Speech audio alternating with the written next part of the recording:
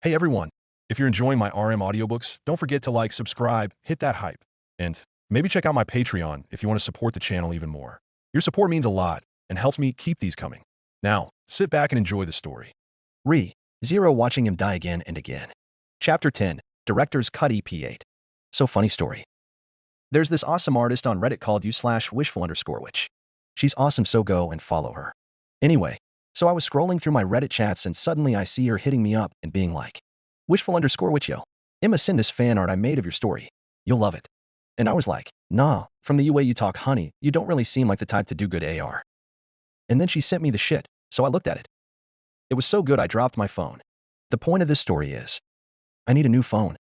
And also please go follow this amazing person and give her the love she deserves. I honestly gave her nothing to work on. No pointers or advice. She did this all for this story, which honestly made me cry. I'll put this as my story cover. Thank you. Fair warning. Seating of the characters gets moved a lot in between scenes here. So if you're confused that a character suddenly was moved somewhere during the reactions, be sure to go back and not skim anything because I have detailed each movement thoroughly. Enjoy. It didn't seem like the screen was going to load what happened next. If one was to look at the theater, they'd assume this was a sentiment of relief amongst the watchers. Discarded and thought over what they had seen, the camps made no effort in regrouping or huddling in one spot for each group. Overall, the seating arrangements did not hold any difference to that of the previous viewing, except for one candidate who chose to leave for her own room. Previous to this, everyone held their breaths for a new set of events, expecting the worst but hoping for the best. Now it was very different. This viewing's resting period was dominated by a wall of thoughts held between each respective watcher, at least for those who had something to say about Subaru's latest start into another problem. It was bad taste to call these adventures anymore. So this is a breakthrough, isn't it? Greatly underestimating your loss in all this, Aldebaran. You should be on the floor begging for my forgiveness. A haughty proclamation has been spouted by the red rose beauty sitting in the back. Priscilla held an expression that was somehow nasty and beautifully smug at the same time. Facing the wicked woman, a helmed swordsman with one arm bandaged and another gripping his seat let out a sigh of exasperation. Why do we have to do this again? Al asked. Having his arm clenching the chair handle for so long was making him a bit sore, but one can never be too careful around a charged Priscilla, especially if she was being contested on a win she's calling. HM? Still standing by your delusions, I see. The lady in red did not even glance at the knight, choosing to unwrap her fan and start using it on herself. What illusions might these be, princess? She had just enough of a careless air around her to hide the completely pissed-off glint in her crimson-beautified eyes. Al was a better man than that, so he moved back a bit. Why? Closing her fan and facing the man sitting beside her, the matriarch did not hesitate to bring her nastiest, most beautiful wrath-filled glare upon her knight as she questions. Why are you continuing to slander yourself before me with this pitiful attitude towards that filth? You mean, pal? If I could make myself more clear, then I would skew the meaning into your eye sockets. Okay, princess, Al shakes his head, feeling just a little more affected by her attitude this time than any other. I get that I'm sorta your punch and bag and all, but please see how this is affecting your way of seeing things. I mean, you might get wrinkles dash. I'll burn you alive and spread your ashes in the dragon stables, Cretinus Vermin. Never mind the wrinkles. I should not have brought up the wrinkles. I'm so sorry, princess.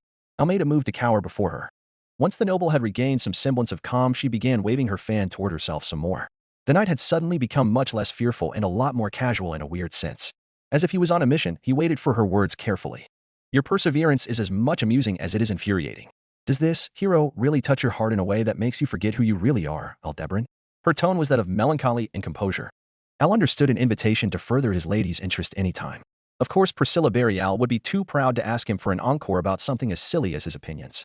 I wouldn't be using our last discussion about him, princess. I think we've seen too much since then dash. Changing your opinion now, She gave him the smug smirk she always had for when she was dealing with a marriage proposal from some poor young noble who had nothing but ambition in his eyes. Changing? I wouldn't really bet on that being the case for me, princess. At his ominous answer, the poison inside of her eyes grew to shroud the way she stared at the man. Continue. Now. I really do not know how you can't see it yet. Al shook his head, but don't you find it interesting, the way you're getting angrier and angrier to no end? Of course I'd be this infuriated, you buffoon, she sneered. I have been forced here by some despicable force to watch a fool dance his way out of being pathetic to kiss a half-elf's hand. Even though her eyes burned in rage, the man before her only let out a chuckle. Princess, you've just confirmed my worries with this burst of rage of yours. Seeing her growing silent, the knight could tell that her hatred for him and his attitude grew darker as she glared holes into him. He couldn't tell which one of the two was the truth. Listen to me, very carefully, princess. Al had surprised the red rose by his change in tone, considering that he leaned forward until his helm was inches away from her delicate nose. As complex as this is, I want you to know the exact answer you've been running away from all this time. How dare you, mongrel? Priscilla's eyes were wide in rage at this disobedience. but the man carried forward uncaring toward his life.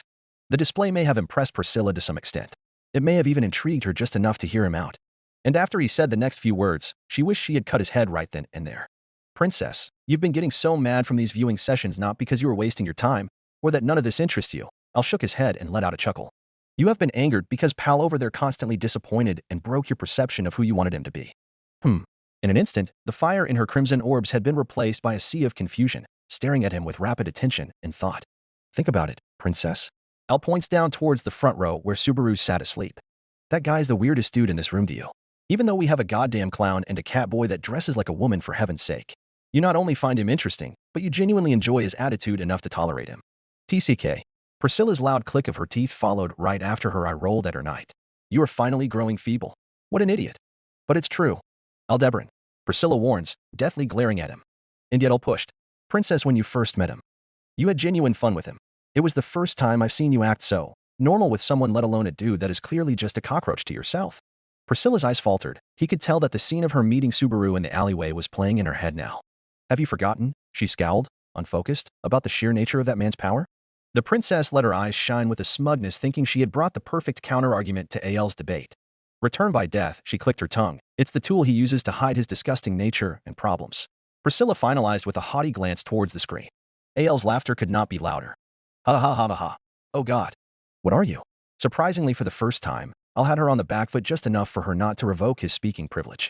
Princess, are you saying that just to change the subject away from my point? Because this only serves to strengthen it. She stayed silent and glared at the night with curiosity mixing in her eyes. Don't you remember? Al whispered dryly while pointing at the screen with his good arm. You saw through him even in that first meeting, Princess. You were even warning him to drop the act, that he was fine. You were still intrigued by him nonetheless.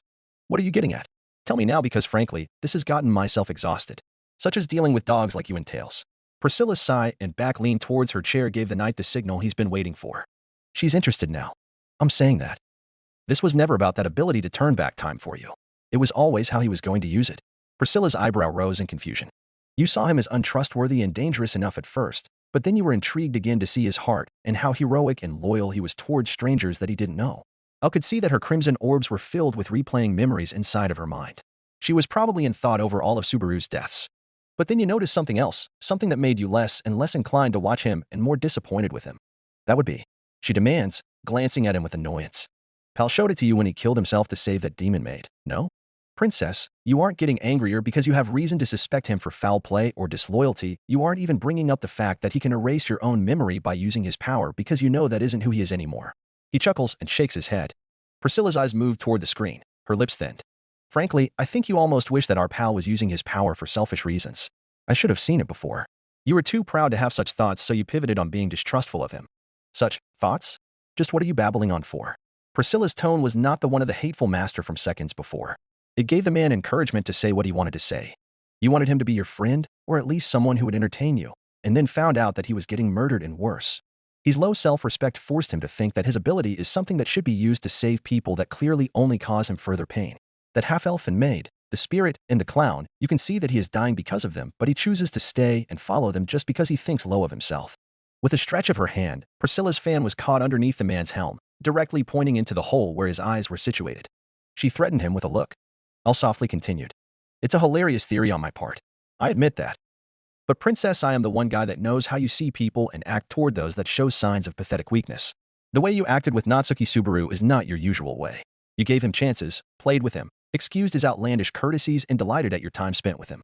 Her grip on the closed fan was tightening and her eyes were fiery with a wrath even Al had to tremble before. But sometimes, Al does some real stupid stuff for those he cared for. Princess, you are only making yourself believe that it's something else that's bothering you and refuse to see how all this has affected you. I'll come right out and say it, and you can kill me after. Al situated his helm to stare at his cruel, enraged master that held his fate at the tip of her fan. One wrong word, and Priscilla was ready to pierce the inside of his eyes. So, Al thought with humor, how about 100 wrong words? You despised the way that guy was brought to us, pitted the way he was treated, enraged at the treatment he had gotten, and even disgusted with the way he treated himself above all. Priscilla's hand went rigid. Her eyes bore him no mercy in their burning suns. Imagine that. It's not anything you thought it was. Al chuckled, accepting his upcoming death with casualness only displayed by him. You were simply frustrated you can't do more to help the guy, so you blame him and everyone around him for not doing anything either. Al leaned in, allowing the pointed tip to enter his helmet and face down his eye with a thread of hair's distance.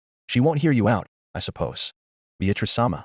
Otto turned with a hopeful look, finding the small, elegant girl leaning on the doorframe with an unimpressed glance aimed for the people inside. Please, talk some sense into Ram SA dash. I just said she won't hear you out, in fact. Quit while you're ahead. Shaking her head, Beatrice cut Otto's hope short, making him glance down with disappointment. I wouldn't have thought you to be as calm and collected about all of this. Otto whispered under his breath while shaking his head exasperatedly. Beatrice took a moment to raise her brow at the young boy, interest settling on her expression instead of annoyance. Why don't you say anything about it? Otto's face contorted to one of deep distress. The blonde drill-haired girl only gave the boy a most pitiful look. You asked me this? Do you understand the heaps of trouble Betty's contractor was going to take responsibility for due to your actions? Otto sighed heavily and flocked a hand over his face to rub his temples. I didn't think everything through when I got it here, okay? It does not matter what you were planning or thinking, I suppose. The pink-haired maid standing opposite to the merchant found herself blinking in confusion at the two's conversation. What did Otto bring? And how is Barusu involved in this? You don't need to know anything about that, servant girl. Beatrice hotly answered in Otto's place, stepping off of the doorframe to glare at Ram. Beatrice-sama. Ram blinks rapidly, unable to receive the hostility from the great spirit with grace. I think Beatrice-sama doesn't like us very much. Roswell chortled from behind Ram, making the spirit even more inclined to show her anger at them both. I feel like I've been forgotten suddenly. Otto rubbed the back of his head awkwardly, trying to navigate between Ram's confused stare and Beatrice's furious one. Even though I'm usually calm when dealing with your antics, Betty will not stand by and watch you hide from your blatant machinations. Beatrice held a look of contempt towards the smiling clown. I apologize, Beatrice-sama, but I shall stand between you and my master. Ram interjected the silence by stepping before the small lady. Relax your servant, in fact. Beatrice scoffed, crossing her arms and backtracking to lean against the door frame. I'm only here to overlook the boy's questions and your answers, I suppose. She pointed with her head towards Otto but continued to dish Roswell a look of contempt. So you came here to guard my answers and help Otto-kun along the way? What a shrewd girl you are, Beatrice-sama. Roswell shakes his head and leans into his seat some more, parallel to Beatrice's relaxed stature. I seem to have allocated the most troublesome sorts into my CA-amp. Betty doesn't want to spend a long time away from her contractor. In fact, Beatrice gestured to Otto with a delicate wave to continue his efforts. You can continue from here on. That pink-haired murderer won't be giving you trouble, I suppose. Ignoring Ram's eye twitch from the spied aim towards her, Otto glanced thankfully at the spirit standing on the doorway and overlooking the room. I feel like you aren't giving Ram enough credit. Beatrice-sama AAA. Roswell continued to watch with a wide grin, his interest in the dynamics of everyone in the room clear to whomever can look him in the eye. How so?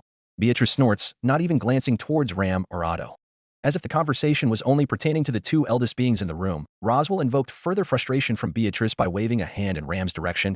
My dearest maid here was simply protecting me from Otto-kun's harsh accusations. Your deflection needs reworking, clown. Beatrice-sama.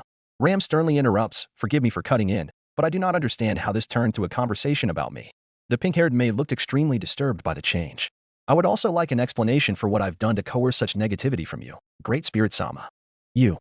Beatrice stuttered suddenly, looking at the maid in bafflement. You dare ask me this after what we've seen you do to Subaru? I thought we moved away from this. You even gave your seat to Rimdash.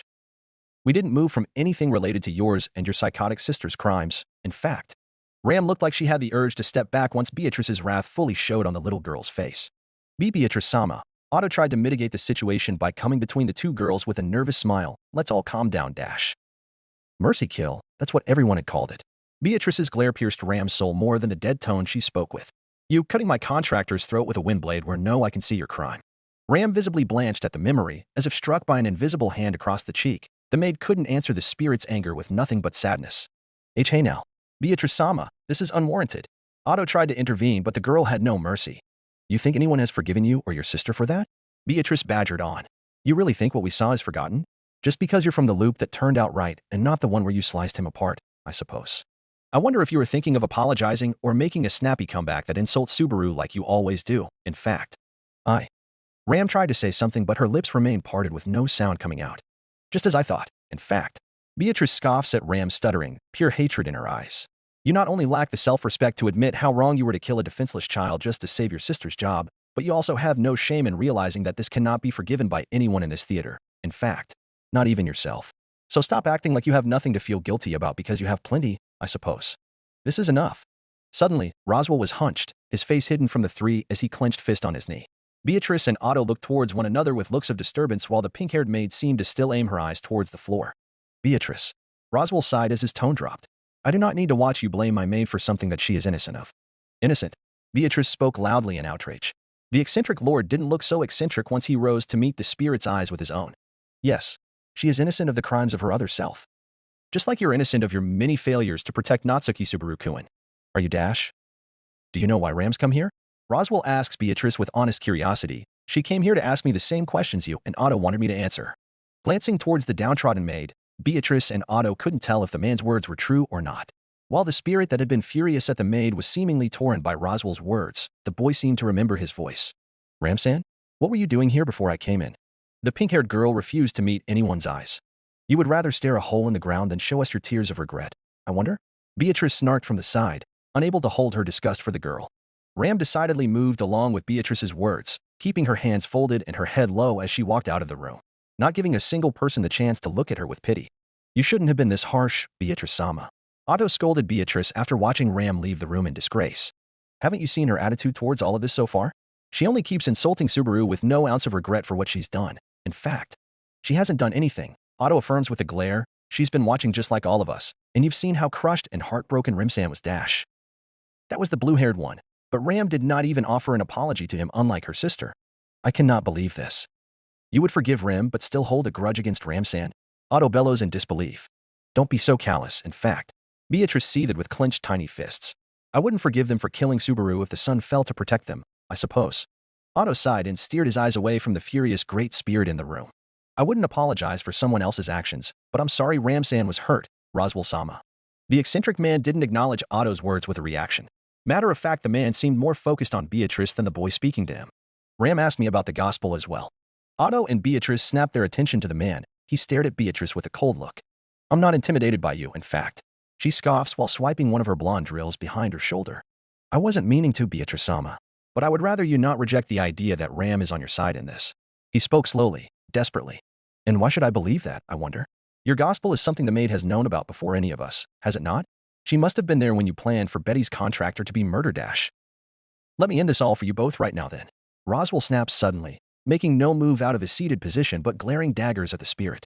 Both Beatrice and Otto were dumbfounded with this behavior, unable to find out why exactly the smug smile had left his painted face or where this harsh tone came from.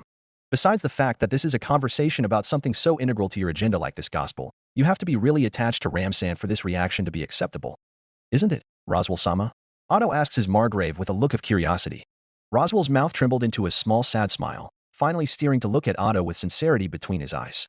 I do care about my staff, Otto-kun. Very much so, being these two. The same to you, rescued conveniently with no guidance or knowledge of whereabouts. Otto squints at the man suspiciously. Roswell notices that the boy's hand was gripping a pocket in his hand. You do not know the power which this gospel holds, Otto-kun. It corrupts and issues involvement in the unbelievable to get the impossible done. The clown gave no sign of a smile on his features or anything that can be used by Otto to say this was a joke. Roswell was serious here. Otto-kun, you best throw that thing away before it gets you to sink into the pit. Pit? Otto asks, genuinely frightened by the Margrave's death stare trained at him. The same pit I am now finding myself in, knowing that I caused what Beatrice blames on Ram and Remington. UKEH. Otto had to swallow his words, fist shaking in anger and panic at what was being explained to him. So it was true, I suppose.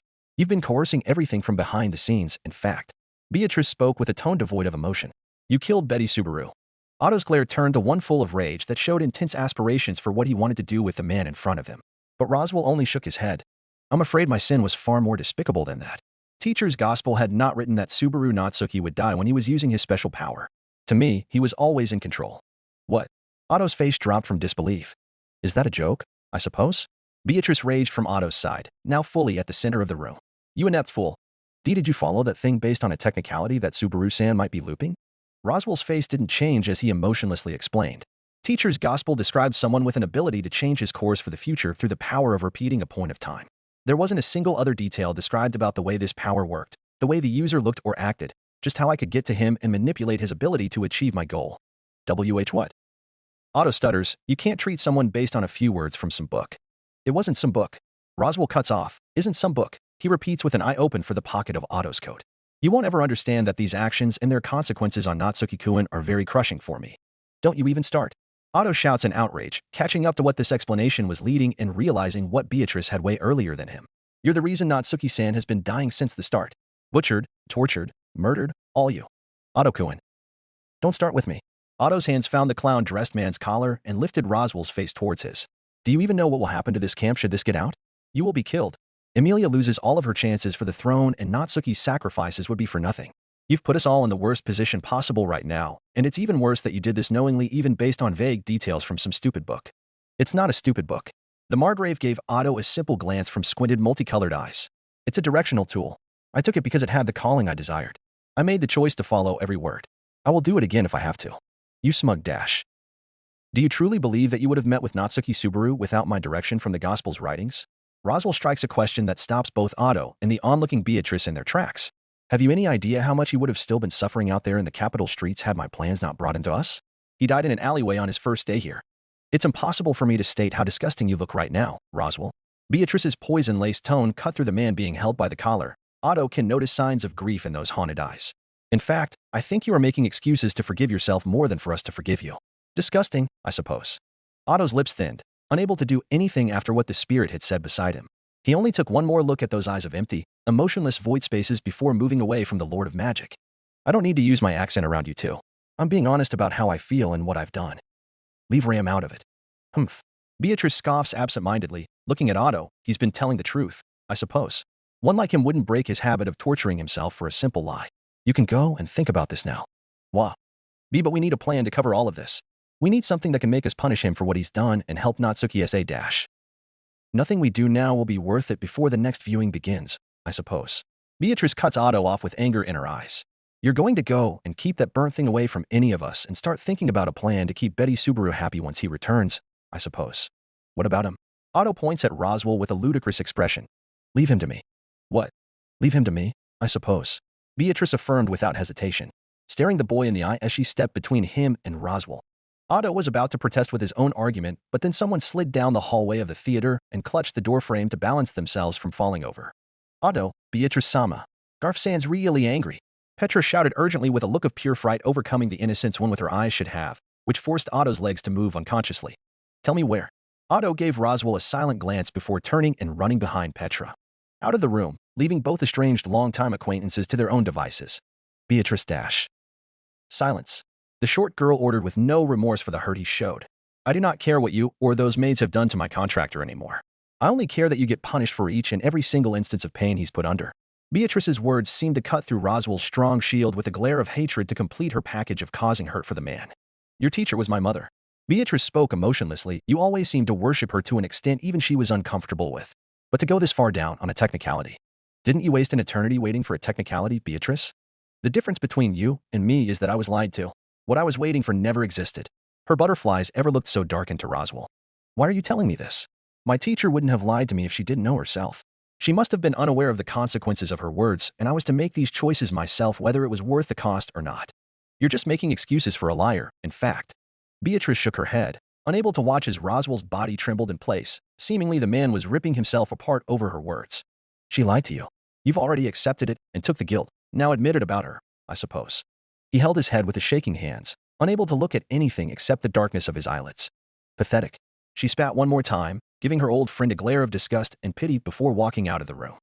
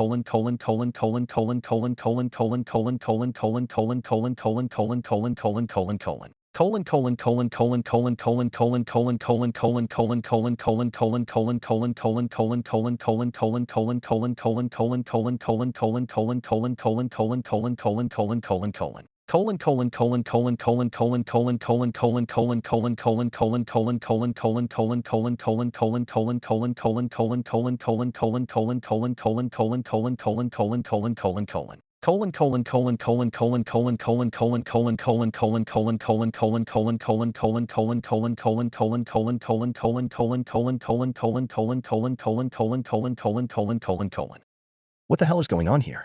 Otto shouts as he runs into a secluded room at the end of the line of doorways. He found 3 people standing in the middle of the room. A growling Garfield that had his teeth bared and fists clenched tightly, glaring at the renowned greatest knight of their kingdom.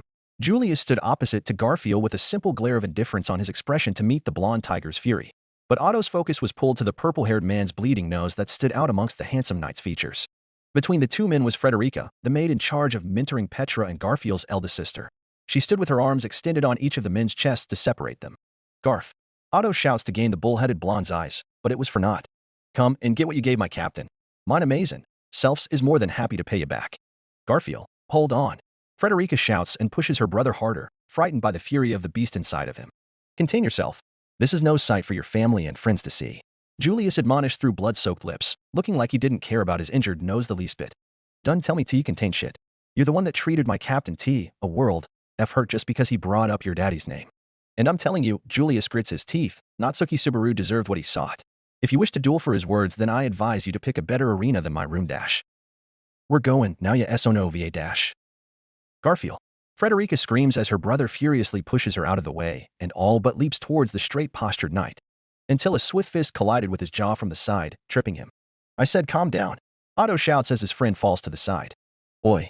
Garfield pushes his legs so he can back-flip roll on the carpeted ground and stand up from his fall. What's the matter with ya? This guy's gonna think what he did to Captain wasn't wrong. We can't let that happen. This is no way to go about it, Garf. Otto breathes, catching the eyes of Julius. You're bleeding. Julius only nods his head.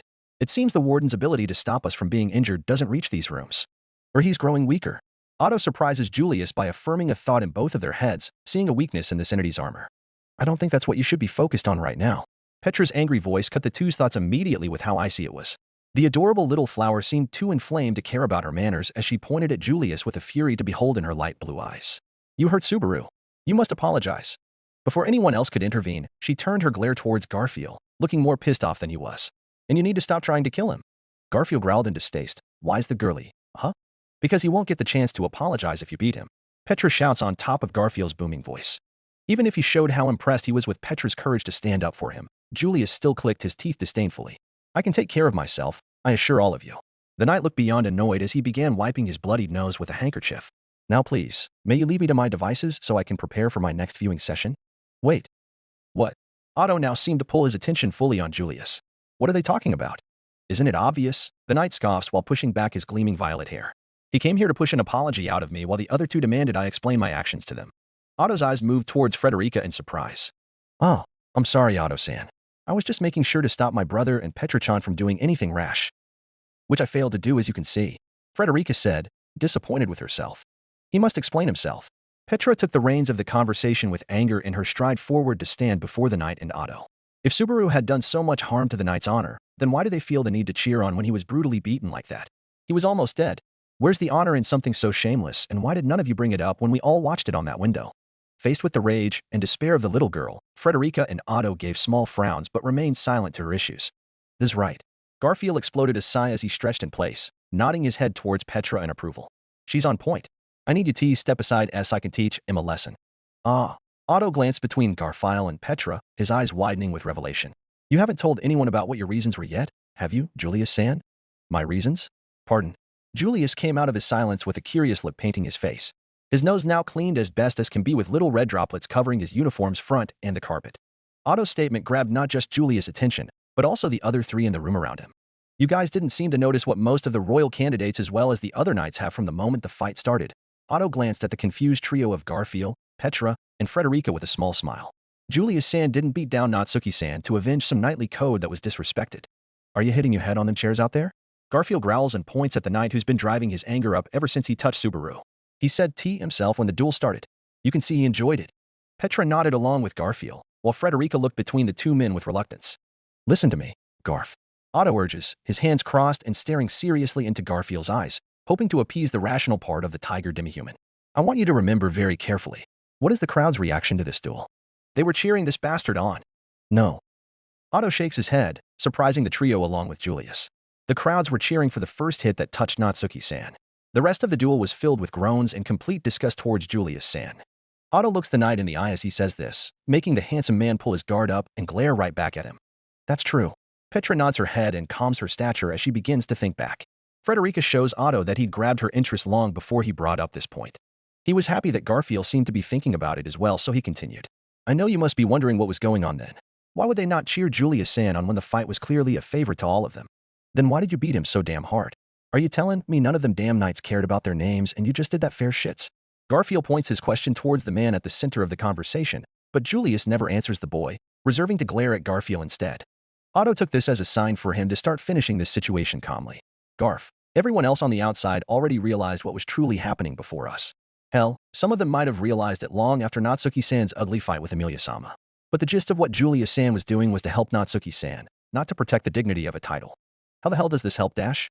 It helps by showing all of the other prideful knights that going after this boy that had just insulted them was useless and a waste of time.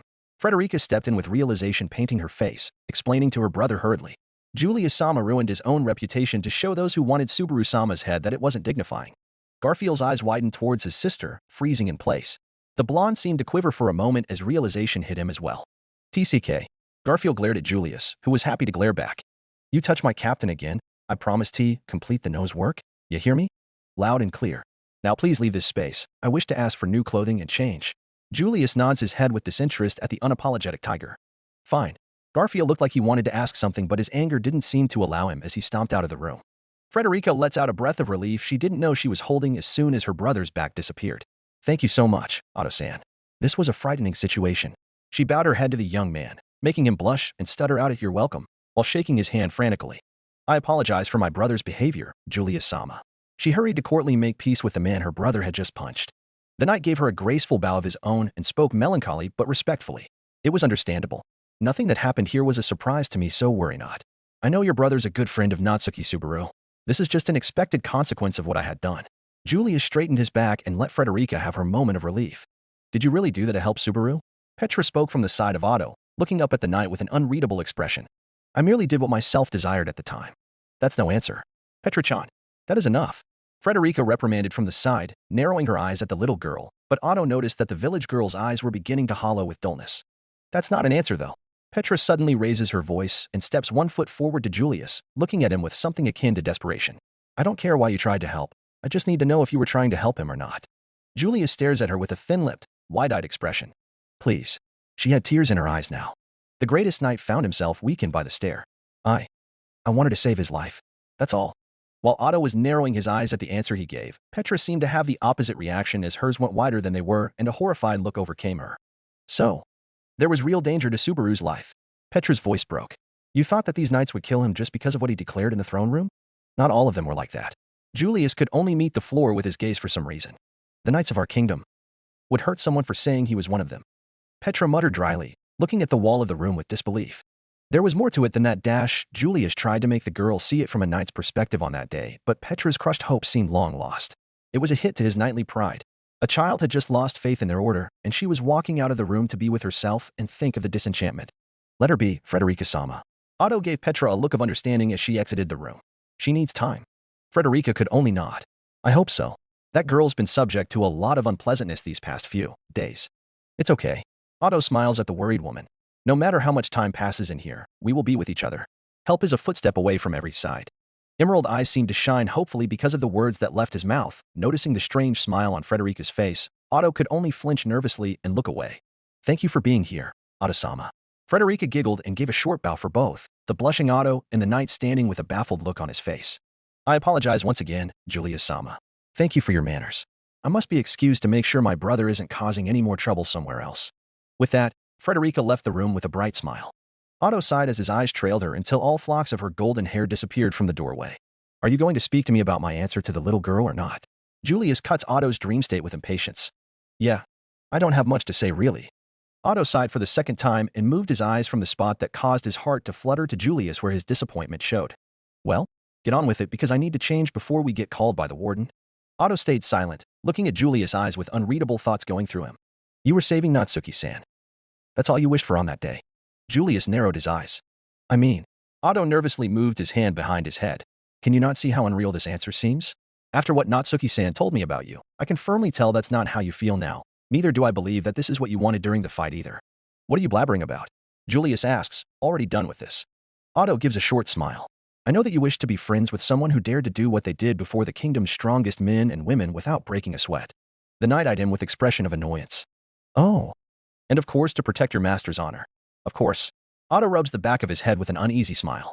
Humph. Julius scoffs, unimpressed. I'll have you know, Natsuki Subaru was sweating plenty in that hall. Eh? Then you must have thought he was really stupid to do that. Otto blinks. I still think he is stupid for doing that, the knight affirms while swiping away locks of hair from his face. Maybe even stupid in general? Otto looks up with his chin in his hand and thought, I think that's a point I would be happy to discuss with you at a later date. Sure. Let's do it over drinks when that time comes. Otto chuckles lightly as Julius showed him the semblance of a smile. It wasn't long before the chuckle stopped and Otto's legs began moving him towards the doorway, something that disappointed Julius greatly. I was actually beginning to enjoy your company. Yeah, that's flattering, Julius-san. But you need to change, and I need to take care of something. Otto stopped to shoot the knight with a smile. Besides, you gave me the answer to my question already. Julius blanched, remembering that there was something Otto was after. Yeah, I know that you wanted to befriend him more than you wanted to protect him. And I know that should the situation repeat itself, you would hurt him again to keep protecting him from the same threat. It's just how it is. Otto didn't hesitate to blunder Julius with this revelation with a wide smirk. The knight stood with distress painting his expression. Hey Chow, what? Don't be surprised. Otto's voice turns playful as he stares at the doorway, turning his back on Julius. Let me tell you, I was just talking to someone with a worse case of guilt over what they had done to Natsuki-san. Worse case for guilt? Do they regret doing what they did? Otto ponders the question from Julius. In fact, I think you are making excuses to forgive yourself more than for us to forgive you. Disgusting, I suppose. Yes, plenty I'd say, Julius-san, and I know that just like you dash. It's a directional tool. I took it because it had the calling I desired. I made the choice to follow every word. I will do it again if I have to. I know for a fact that they would repeat that same mistake knowing the consequences of their actions just to achieve the same result. Julius stares at Otto's back in bewilderment. Why would they do that? Otto lets out a laugh. Because they are desperate to befriend Natsuki-san. Just like you.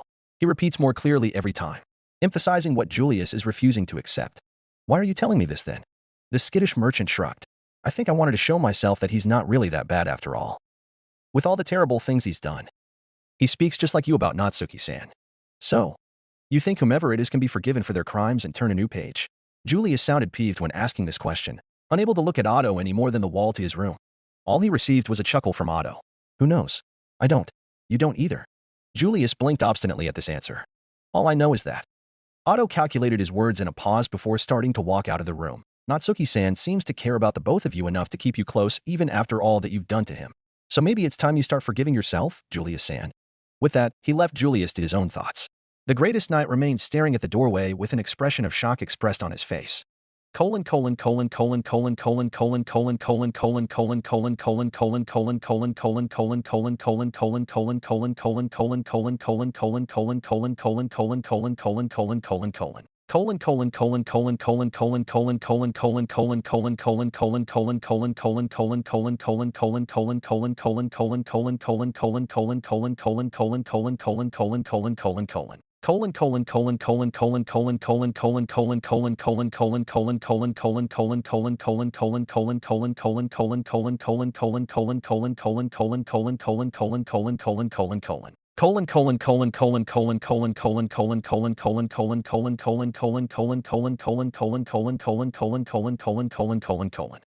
As she paced through the hallway, Rem couldn't help but shy her eyes away from Otto's as he walked out of one of the rooms with determination covering his face. She breathed a sigh of relief once he'd pass her, and she would continue her rigid walk towards her destination undeterred. The Oni girl was motivated that this was the right thing to do. She must not let anyone else follow in her path to self-ridden destruction. And so, she stopped right before one of the doors in this hall and knocked. G, go away. A distant feminine voice spoke from the other side. Rem wasn't surprised at all by this reaction. Emilia-sama. Rem called out from her side, touching the door's surface. I wish to speak with you. It was a far shot for the maid to think that this would work, but to her surprise, the door opened not 2 seconds later. Her mouth opened to speak, but nothing came out to describe the sight. I know. Emilia's angelic voice had a hoarse slide in it. I've been better. Better was an understatement. The beautiful half-elf that once outshined every royal woman in the theater was now replaced by a red-eyed girl with messy hair and a crumpled white robe instead of the elegant one it used to be. Overall, the half-elf princess wasn't looking better than when Roswell brought her to the mansion years ago. Did you need something, Rem? Emilia said through a tired voice. Rem dropped out of her reverie and looked at the half-elf's eyes. I wish to speak with you. You can get inside. Emilia stepped away to allow her entry. Rem breathed deeply before stepping into Emilia's room.